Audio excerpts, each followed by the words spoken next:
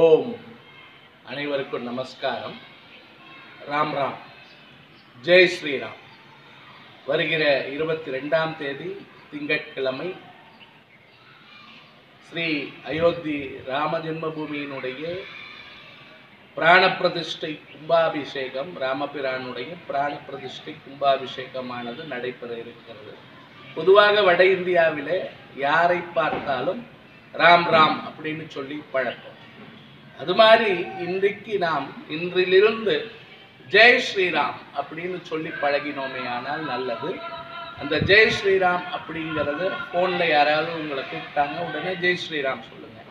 நீங்கள் ஃபோன் பண்ணி கூப்பிட்டா ஜெய் ஸ்ரீராம் சொல்லுங்கள். ஒருத்தர் பார்த்து பேசுகிறப்போ ஜெய் ஸ்ரீராம் சொல்லி ஆரம்பிங்க. இப்படி செய்கிறது இது ஒரு மகா மந்திரம்.